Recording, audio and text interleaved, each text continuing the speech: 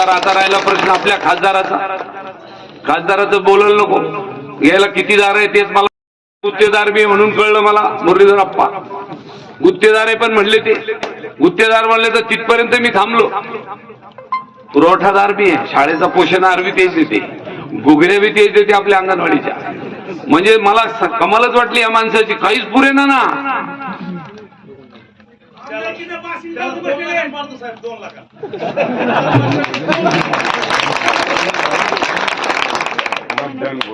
अहो त्या आपल्या लेकरा बाळाच्या तोंडातला घास काढून घेतो, त्या अंगणवाडी सेविकेला आणि मास्तरला सांगतो हे 50 किलोचं पोतं आहे, सही कर, आणि पोतं देतो 40 किलोचं. त्यांचा तळतळाट लागणार नाही.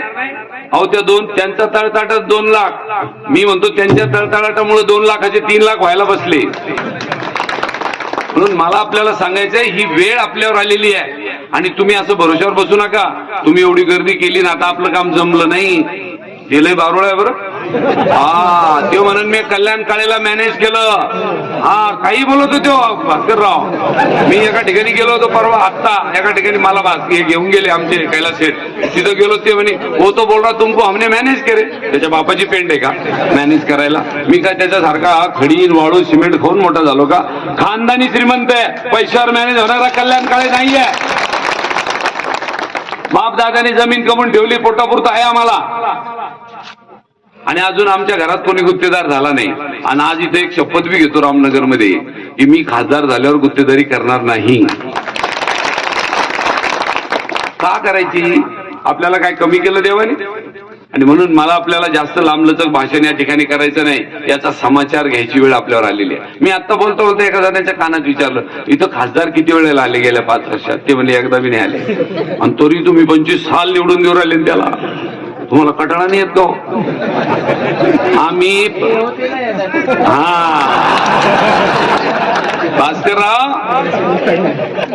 तुमच्यामुळं पडलो मी, शपथ मग.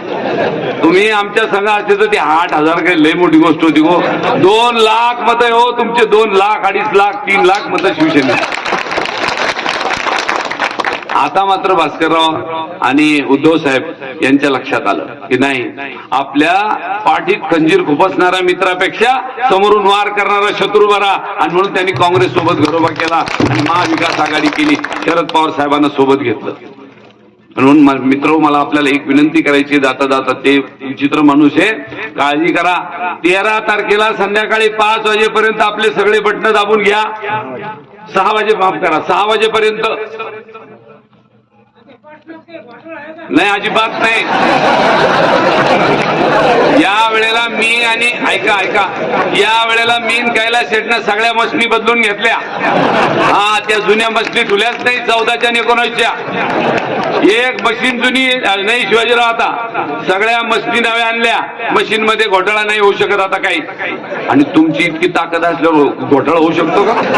अरे रे, मी सकाळी सकाळी मारुतीचं दर्शन घेऊन निघतो. जय बजरंगबली, तोड दुश्मन की नली. आता काळजी नाही राहिली काही. इतकी सगळी ताकद माझ्या पाठीची असल्यावर काय बालबाका करू शकतो तो. पण खोटं बोलायला नाही पटायचे, म्हणून काळजी घ्या म्हटलं. ते काहीही करेल.